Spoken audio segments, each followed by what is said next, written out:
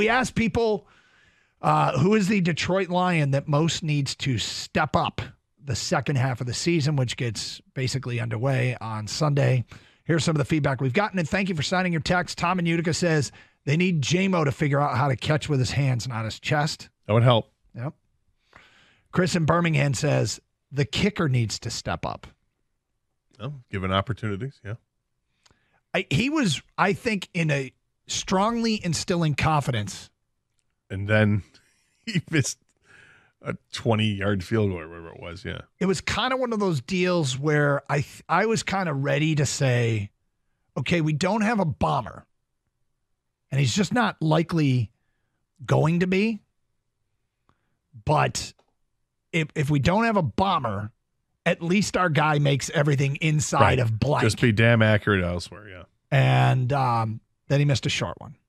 That was a Monday night game, right? Yes. He made a long one and missed a short one. He made one from, 52 in the game, I think? And yeah, it was like 52. 20-something, 29-yard or 20-yard or whatever it was. Mm-hmm. I'm not going to kill the guy for, missing a field goal. It happens. It does happen. But it does get – here's the part where I get a little frustrated is – and you guys watch a lot of football as well as I do all throughout the league. Gator, a big fan of red zone as me. You see, kickers are kicking like 55-plus yard field goals on the regular. All the time. Yeah, like on the regular, and they're clearing them by they're smoking it. Yes. I mean, it's. I was just about to make the same point because right? I mean, and he barely made that 52-yarder. Okay, yeah, so it just got over. And you look around the league, it's like 63-yarder attempt here. I'm like, what? He's going to try from 58, yeah. and it's good by 7 yards. Yeah, we see this on the reg. So his field goal percentage accuracy rate is 84.6, which is middle of the pack. It's not great. It's good. Yeah, it's the middle of the pack in the league. And I think his long is the fourth shortest in the league. And yeah, it just, if you're okay, you can't suddenly be good from 60. No. You've got a limit. He's got to be better than 84.7% from inside of 50 because they're not going to have him attempting 60-yard field goals. How many attempts has he had beyond 50? Is he 1 for 4 or something like that? He's 1 for 2. 1 for 2. Only 2 attempts. Okay. Yep. So, I mean, you're going to miss some from out there. Now, I'm curious, out of field goal attempts, period, just the number of attempts, where does he rate in the NFL? I was looking up something up. For his career, by the way, above 60 or above 50, he's 3 of 6. Yeah. Where does his attempts rank in the NFL? I'm going to have to back up quite a bit. In FGA, the Detroit Lions rank, they're tied with 3 other teams for 29th, 30th, and 31st. Only one team has tried fewer field goals. It's the Dolphins. So they're not, is the reason they're not kicking the field goals because they're trying to go for it on 4th down and turn it into touchdowns? Might be. Or is it they just haven't had – I don't know. I don't know what it is. It might be that. More feedback. Who needs to step it up in the second half of the season? These are the 10 texts we got. Chris in Novi writes, Aiden Hutchinson. Don in Newport says, I believe that Aiden Hutchinson needs to step up even more. Nobody's had their name said yet? I'm sorry. Did you want me to say when somebody said my name? Yes. Yes. Aiden Hutchinson is my player. Okay. I think he's a great player, has potential to be incredible, but he's got to step it up. He has 4.5 sacks on the season that came in a 3-game stretch all in a row against Atlanta, Green Bay, and Carolina. So that means he's played 5 games where he has not had a quarterback sack.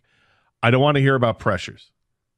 Okay, the Lions get plenty. They pressure the quarterback, but they don't get home. You got to get home. I don't want to hear about the almost. It's like a foul ball, right? Gary Sheffield almost hit 50 home runs. It's a little bit different, but I do want to see he needs to produce more because we're relying on him. They don't have the guy on the opposite side. You got to work harder. You got to be better. I'm not saying he's doing a terrible job. That's not it at all. The question was who needs to step up. I want him to step up and be better, be a menace. So when James Houston comes back, it's really a problem for the opposition. I'd love for Aiden Hutchinson to play at a level that makes us forget that Montez Sweat or Chase Young were even available. 248-539-9797. But Kang, your name has not been said yet. We will keep going in these 10 texts. Jared Goff needs to step up in the big moments and games that are difficult. The quarterback's the most valuable position in the NFL. That's my guy. Is it? And it's not because this is going to sound criticism, but it's not, because he's played really well, and he's one of the biggest reasons, if not the biggest reasons, why the Lions are 6-2. But the big moments is what I'm looking for, and a big moments to be elite, because this is a quarterback league. And if he continues to play well or even better and step up like I expect him to or hope for him to, for the Lions to have real playoff success, then he's the key. Like, of course, we want more pressures and more sacks, right, Gator? And Jamo's got to catch the ball. I think it was a 2-horse race for Texter. It was Jamo or Hutch, okay? Yeah, those are the two I was thinking of. And I get it. But if this team's going to go anywhere in the playoffs, it's going to rest on Jared Goff's shoulders. He's going to not have to turn the ball over. And if he does, hopefully they don't go for pick sixes or fumble returns for sixes for touchdowns. If he just continues to just keep getting better. The last 2 games he's had picks.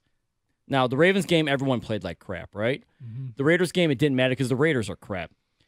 We're playing the Chargers now, and I know the rest of the schedule isn't that tough, but the Vikings they might be coming on. So I'm just looking for Jared Goff to continue getting better as the season goes on. One thing I'll say about Goff and the big moments, if you look at their schedule and you look at the way the games have played out, they have kind of twice had the football in the fourth quarter in need of a score. One was when they trailed Kansas City 20-14. They got the ball in the fourth quarter, and they went on a 9-play, 75-yard drive and scored what turned out to be the game-winning touchdown. They got the ball with 12-11 to go, and they scored a touchdown with 7:06 to go. And the other game was a Seattle game when they needed a field goal to tie and a touchdown to win. Now they got the field goal, and it felt like the touchdown to win was in play, but that goes back more, it feels like, to the strategy than anything with Goff. Other than that, I don't know that they've had the football offensively in any huge situation where like they needed to score the way the season has played itself out. So in this very small sample size, I like what Goff has done. I love what he's done. And I understand what Kang is saying. I would say he's got to play better on the road. His splits are different, home and road. He hasn't been bad on the road, but he could improve on that for sure. His quarterback rating is almost 20 points less on the road than what it is at home. The other thing that's noticeable about Goff is the sack totals at home versus the sack total on the road. When they play road games, he's been sacked 11 times, and he's only been sacked 4 times at home. Now, it's skewed because he got drilled 5 times at Baltimore? I'm sure, yeah, that skews a little bit, but the line is another big part of it. If the line stays healthy, he's better, clearly. And they haven't played many games where that offensive line has been healthy, where you could say that I've got, Ragnow, Jackson, and Decker all playing from the middle to the left side. Sewell is, knock on wood, he's been there the whole time. But the left side has been shaky this season. So my answer of Goff is kind of twofold as well, because it includes Jamo. Those two got to get on the same page.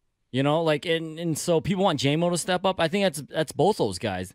They're just not in sync. I went back and looked at that play, basically that wheel route, right, where Jameson goes in motion and he's wide open. The ball's a little bit behind him. He kind of drops it, yep. And that could have been a touchdown if Goff releases it earlier. I went back and rewound it. Like, I don't think they're on the same page, and it's going to take time. Whatever it is, hopefully the bye week helps. But if that ball is thrown earlier, I think Jamo can score. I mean, he's got that type of speed. There was no one around him. Nobody. I mean, the guy covering was in man. And that's not just that play. We see it throughout the whole season. They haven't been on the same page, it looks like.